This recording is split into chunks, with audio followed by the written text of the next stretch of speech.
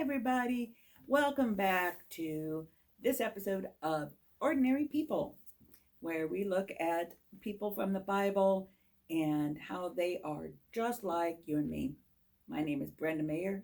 I'm a Methodist lady, which means that my interpretation will probably skew towards social justice issues, but I also find it very helpful to go through this Old Testament and, well, and even the New Testament, but right now we're in the Old Testament, and look at how all these people we've learned about, some of them as, great inspiration for faith, are also pretty ordinary people like you and me.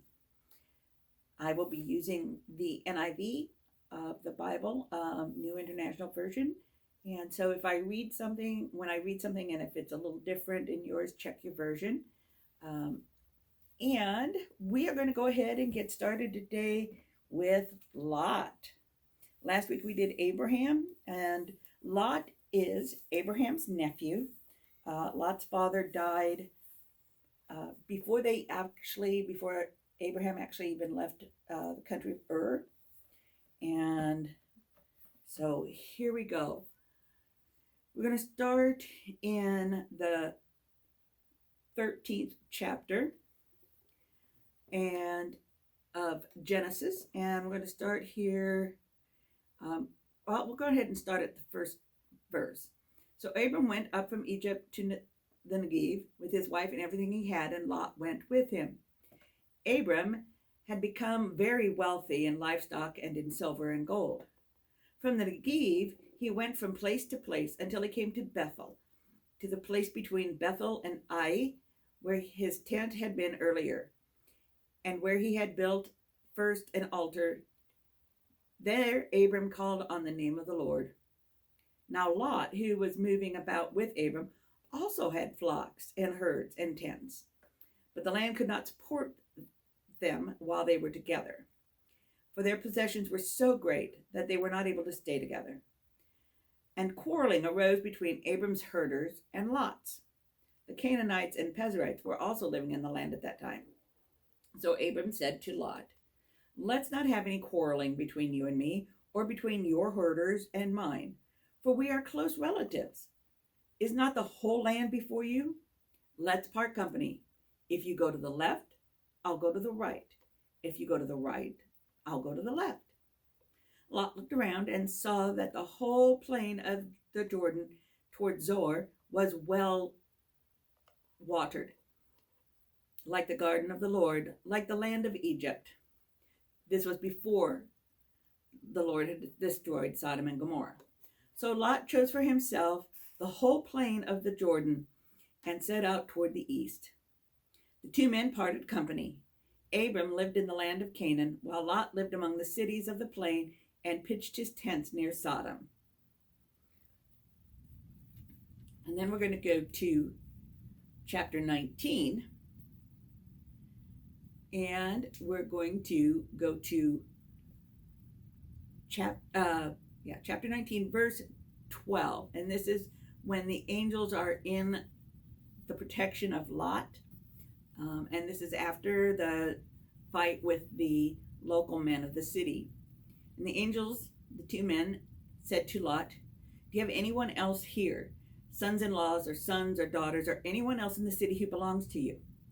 Get them out of here, because we are going to destroy this place. The outcry to the Lord against its people is so great that he has sent us to destroy it."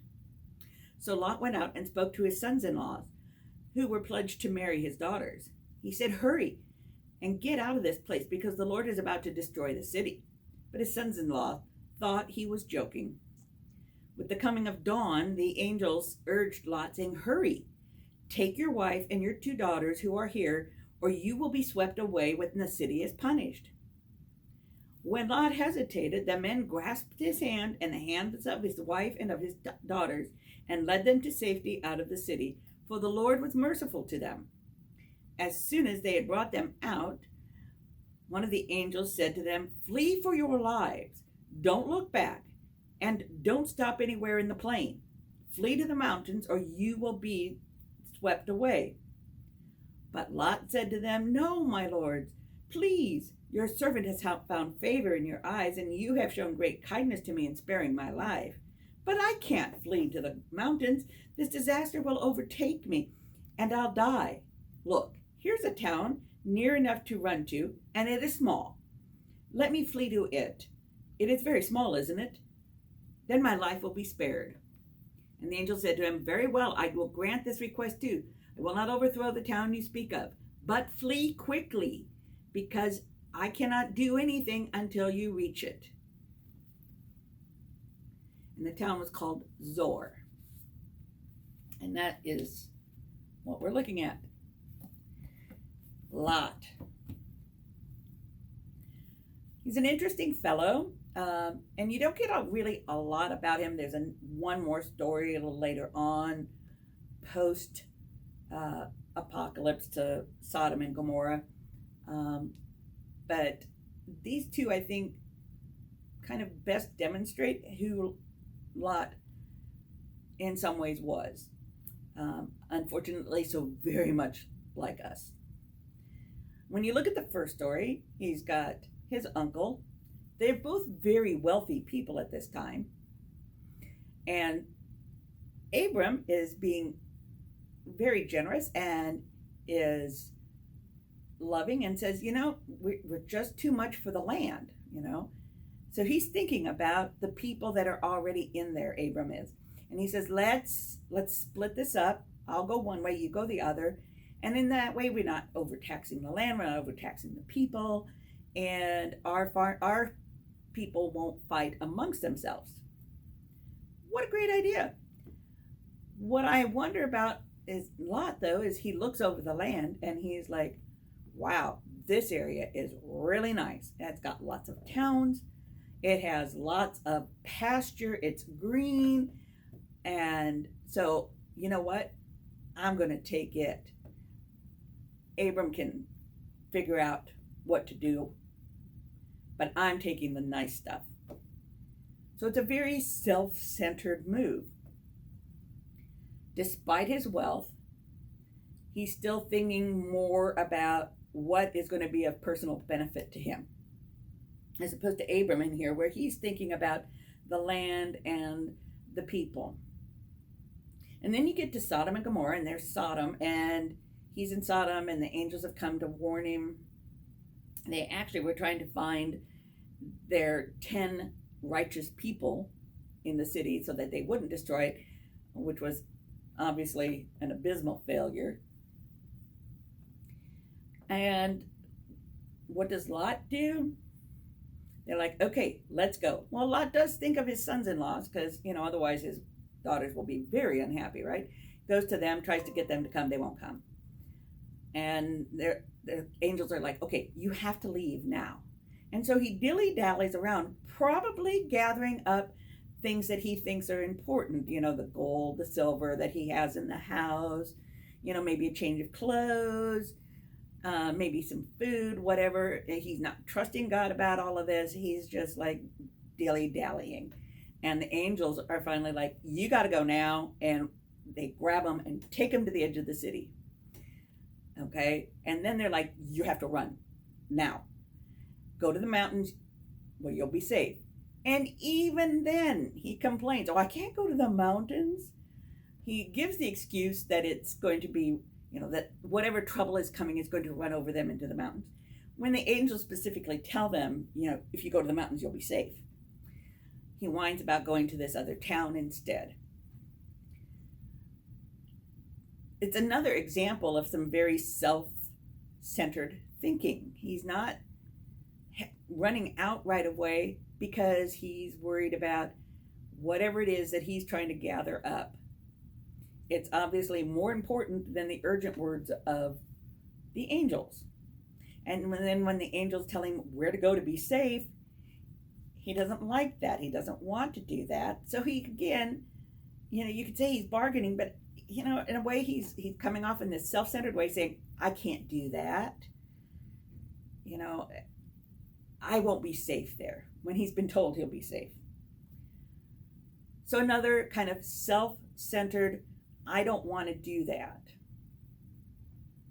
So we've got Lot being a couple of episodes of being pretty self centered. And oh, goodness, isn't that us? Oh my gosh. I find it, amazing that, again, we still haven't learned. We have Lot, very rich, wanting more by choosing the fertile plains and making sure he'll get more, regardless of the people and so forth. And how many people do we have still doing that today? It doesn't matter what kind of impact we're having on the planet or the lives of the people around us, our employees. When you think of the number of employees that are paid minimum wage in the US here, which is not doing what it was originally intended to do.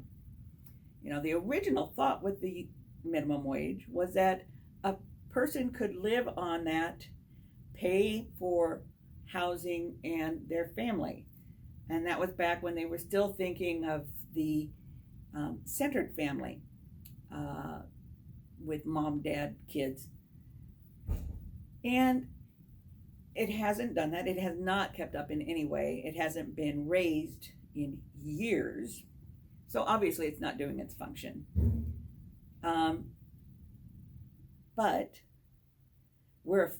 we've got people who aren't willing to take that chance of raising that wage because they see that as a barrier to their getting more. It's a self-centered look, and they disguise it with all kinds of words, like Lot trying to disguise his running to the mountains as being something that is not safe. So we have millionaires and billionaires saying, well, it's not safe to raise the wage of our employees. It's kind of scary that thousands of years later, we still have this mentality of selfishness, that we're not growing past it. And we even have it, in our own relationships with God. How many times has God said, this is what I want you to do, and you've got excuses, that it's not safe, it won't, it puts me in danger, I'm not able to do that. And we've got a lot of, I'm going to protect myself from doing what God says because I'm, it's not convenient at this time, basically. I don't want to do it because it's not something that I am willing to commit to at this time. I call it my 2x4 Christianity moments because, God will say, Brenda, it's time for you to do such and such. And I'll be like, yeah, okay, I'll get on that. And I'll spend time maybe planning, writing things out, maybe setting it aside so I can work on some other projects or something. And then God's like, Brenda, we talked about this. This is something that I need you to do.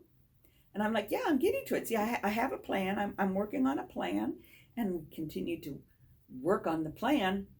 And then finally, it's like I get hit by a 2x4, boom, upside the head. And God's like, Brenda, I told you to do this. And I'm like, oh, you meant now. Oh, well, it really wasn't that convenient. But you know what? Since you're so strong about this, God, I think I'll go ahead and do it now. That's my self-centered. I don't want to take that risk. It's a little bit different self-centeredness than Lot's shows, because I think Lot, in a lot of ways, is more like our billionaires and millionaires. He doesn't want to take a risk that he doesn't see as beneficial to himself. But at the same way, I can see where some of mine is like, oh, that's not going to be beneficial to me because that's going to make other people upset, or it's going to make other people unhappy.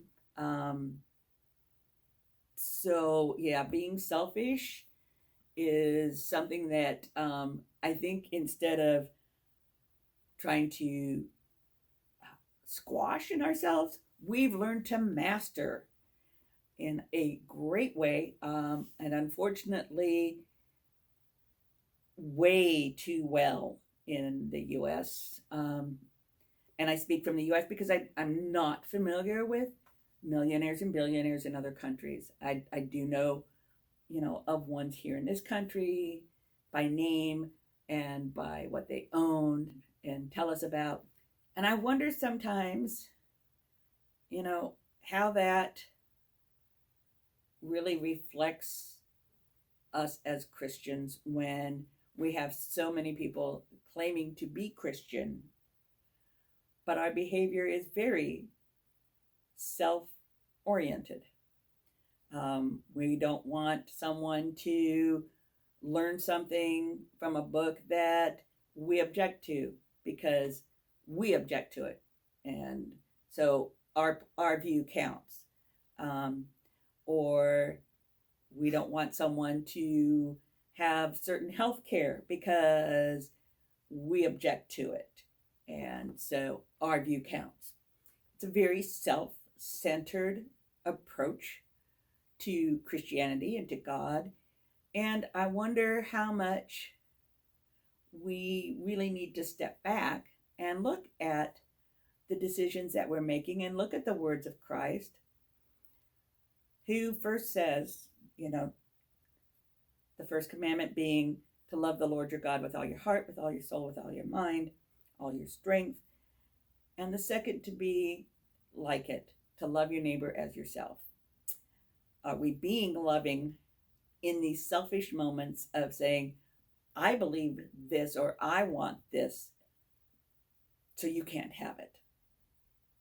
Is that loving our neighbor as ourself?